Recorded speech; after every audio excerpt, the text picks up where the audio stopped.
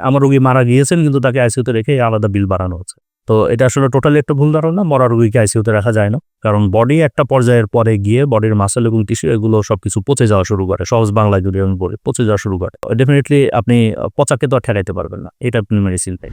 কেউ এমন অজ্ঞান হয়ে গিয়েছেন যে সে তার রেসপিরেটরি ট্র্যাক্ট প্রোটেক্ট করতে পারছেন না।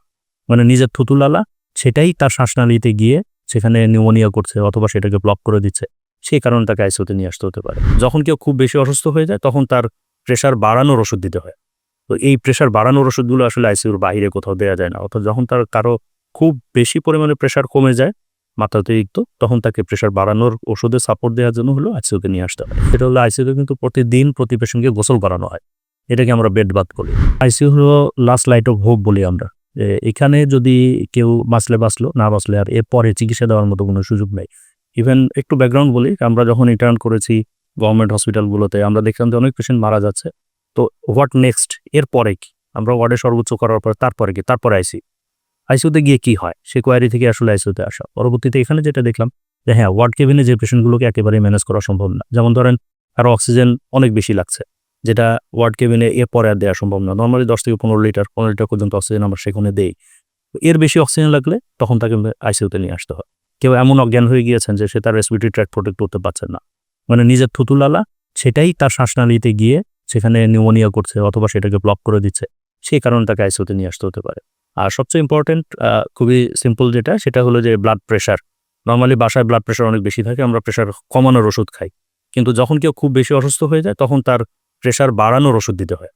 তো এই প্রেশার বাড়ানোর ওষুধগুলো আসলে আইসিইউর বাইরে কোথাও দেয়া যায় না। অর্থাৎ যখন তার কারো খুব বেশি পরিমাণে প্রেশার কমে যায়, মাত্রাতিরিক্ত, তখন তাকে প্রেশার বাড়ানোর ওষুধে সাপোর্ট দেওয়ার জন্য হলো আইসিইউতে নিয়ে আসতে হয়। তো এরকম আরো কিছু বিষয় আছে। অর্গান সাপোর্ট যদি বেশি লাগে, কারো হয়তো সে আগে থেকে কিডনির রোগী, এরপরে দেখা যাচ্ছে যে তার একটা স্ট্রোক হয়ে গিয়েছে। তো এরকম ২ টা বা এর বেশি অর্গান সাপোর্ট যদি লাগে, এর সাথে যদি তার হার্ট অ্যাটাক থাকে, এরকম হলে তাকে সে সময় আইসিইউতে নিয়ে এসে কম্বাইন্ড একটা ট্রিটমেন্ট এবং কমপ্লিমেন্ট একটা ট্রিটমেন্টের মধ্যে নিয়ে আসা হয়। আইসিইউতে সবকিছুই থাকে। আইসিইউর আসলে কোনো নাই। আমাদের দেশে সবকিছু এভেইলেবল না, তবে মেক্সিমাম কিছু এভেইলেবল ওয়ার্ল্ড স্ট্যান্ডার্ড অনুযায়ী। যেমন ভেন্টিলেটর মেশিন তো ডেফিনিটলি, এটার সাথে সিরিঞ্জ পাম্প, ইনফিউশন পাম্প। সবচেয়ে ইম্পর্টেন্ট হলো এখানে বিভিন্ন ধরনের মেকানিক্স করার সুযোগ থাকে। যেমন আমরা এখানে ভেন্টিলেটর সাপোর্ট তো খুবই অ্যাভেলেবল, ইজিলি দিয়েই থাকি। বাংলাদেশের সব আইসিইউগুলোতেই সিভিলাইন হয়, সেখানে ব্লাড প্রেশার বাড়ানোর ওষুধ বা এগুলো চালু করা হয়। আইসিইউর ভেতরেই ডায়ালিসিস ফ্যাসিলিটি থাকে। ইভেন অ্যাডভান্স আইসিইউগুলোতে বেড সাইড ওটিও করা যায়। অর্থাৎ পেটের অপারেশন থেকে শুরু করে নিয়ে সব ধরনের অপারেশন এই আইসিইউ বেডে রেখেই করা সম্ভব। এই ধরনের সেটআপ আছে। এগুলোর ম্যানেজমেন্টের ক্ষেত্রে আলাদা লোক আছে। আলাদা লোক বলতে খাবারগুলো নরমালি আমাদের নার্স যারা আছেন তারাই প্রোভাইড করেন। আর এইখানে প্রস্রাব পায়খানা বা অন্যান্য যেগুলো আছে সেগুলোর জন্য আমাদের ক্লিনার যারা আছেন তারা এটা টাইম টু টাইম পরিবর্তন করে দেন। এবং সবচেয়ে ইম্পর্টেন্ট হলো যে এর চেয়েও ইম্পর্টেন্ট, রোগীকে পাশ ফিরায় দিতে হয়। কারণ ২ ঘন্টা পর পাশ না ফিরালে তার বেড শো ডেভেলপ করার একটা পসিবিলিটি থাকে। আমরা যত আদার্স করি, নিউমেটিক বেড অথবা যে লো মলিকুলার হেপারিন যেগুলোই আমরা ব্যবহার করি না কেন, বাট পেশেন্টকে পজিশন করাইতে হয়। এবং আরো ইম্পর্টেন্ট এবং মজার জিনিস সেটা হলো আইসিইউতে কিন্তু প্রতিদিন প্রতি পেশেন্টকে গোসল করানো হয়। এটাকে আমরা বেড বাথ বলি। অর্থাৎ এইটা যে তাদেরকে বেডে রেখেই একটা তোয়ালেকে খুব সুন্দর করে গরম পানিতে ভিজিয়ে সেটা দিয়ে তার গোটা শরীরে সব জায়গাগুলো পরিষ্কার করে দেওয়া হয়। তো এরকম আরো অনেকগুলো সাপোর্ট আছে যেগুলো আসলে প্রোভাইড করা যায়। যাদের জ্ঞান আছে তারা মুখে খান, একেবারে সিম্পল। যাদের জ্ঞান নাই তাদের নাকে নল দিয়ে ন্যাজোগ্যাস্ট্রিক ফিডিং দেওয়া হয়। তো সেই ফিডিং এর কে কত কিলো ক্যালোরি পাবেন, কি টাইপের খাবার পাবেন, সেটা ডক্টররা এবং এখানে যারা পুষ্টিবিদ আছেন তাদের অ্যাডভাইস অনুযায়ী সেটাকে স্ট্যান্ডার্ড করা হয় এবং সেই অনুযায়ী দেওয়া হয়। আবার কারো ক্ষেত্রে দেখা যায় যে একেবারেই তাকে খাবার দেওয়া সম্ভব না, তাকে খাবার দিলে তার ক্ষতি হবে, সেক্ষেত্রে তার খাবার বন্ধ রাখা হয়। এই ক্ষেত্রে বিভিন্ন ধরনের ইনফিউশন ফ্লুইড আছে, সেগুলোর মাধ্যমে দেওয়া হয়। প্যারেন্টারাল নিউট্রিশন যেগুলো আছে সেগুলোর মাধ্যমে মেনলি দেওয়া হয়। প্রস্রাবের জন্য ক্যাথেটার আছে, ক্যাথেটার দিয়ে তো প্রস্রাব চলেই আসে।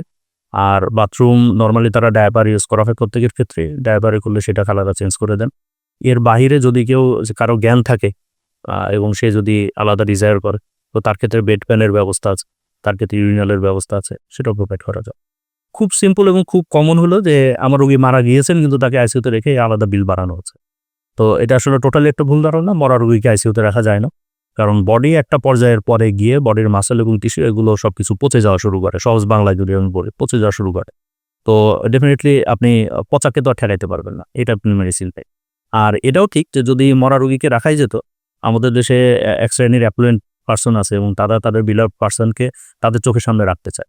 সে মারা গেলেও এটা ওয়ার্ল্ড ওয়াইড অনেক জায়গায় নিউজ হয়, দেখবেন যে ফ্রিজে রেখে দিয়েছে, এটা করেছে, ওটা করেছে। তো আমাদের দেশে এই টাইপের আছে, তারা মারা গেলেও নিয়ে যেতে চান না, এখানেই থাক, তারা এইভাবেই থাক। তো ওই টাইপের সাপোর্ট দিতে পারলে এরকম কিছু আইসিইউ এমনিই চলতো শুধু মৃত পেশেন্ট দিয়ে। তো এটা আসলে সম্ভব না। এর বাহিরে অনেক বেশি খরচের একটা বিষয় থাকে, এটা কমনলি সবাই প্রশ্ন করে, আইসিইউতে আসলে আননেসেসারি খরচ হয়। আসলে এই জায়গাতে স্ট্যান্ডার্ডের একটা কোশ্চিন আসে। আইসিইউতে আসলে সব ক্ষেত্রে দেখা যায় যে একেবারে শেষ স্টেজে পেশেন্টরা আসেন, তাদের কন্ডিশনটা খুবই বেশি ক্রিটিক্যাল থাকে এবং এই জায়গাতে তাদের অর্গানগুলোকে খুব আর্জেন্ট এবং ইফিশিয়েন্ট সাপোর্ট দিতে হয়। ফলে অনেক পরিমাণে তাদের মানে মেডিকেশন থেকে শুরু করে নিয়ে সব কিছু অপটিমাইজ করতে হয় এবং খুব দ্রুত করতে হয়। এখানে টাইমটা আসলে ইকুইভ্যালেন্ট টু মানি। যত সময় যাবে পেশেন্টের কন্ডিশন তত খারাপ হবে। ফলে সেই জায়গা থেকে তাদেরকে খুব আর্লি এবং খুব বেশি ভালো সাপোর্ট দেওয়ার কারণে একটা ভালো অ্যামাউন্ট খরচ হয়। আসলে এটা তো আমরা সবাই জানি যে ঠিক আছে, আমার জ্বর আসছে, আমি হয়তো প্যারাসিটামল খাচ্ছি, সাথে আমার ব্যথা আছে, একটু ব্যথানাশক লাগবে, আমার একটু গ্যাসের সমস্যা হচ্ছে, একটু গ্যাসের ওষুধ লাগবে। তো এরকম যে পেশেন্ট আইসিইউতে আসে তার নর্মালি দেখা যায় যে তার ফুসফুসের সমস্যা থাকে, তার সেই একই পেশেন্টের কিডনির সমস্যা থাকে, সেই একই পেশেন্টের হয়তো একটা ইনফেকশন হয়ে আছে। তো এইভাবে বিভিন্ন অর্গান সাপোর্ট একসাথে করতে গিয়ে এখানে যথেষ্ট একটা খরচ হয়।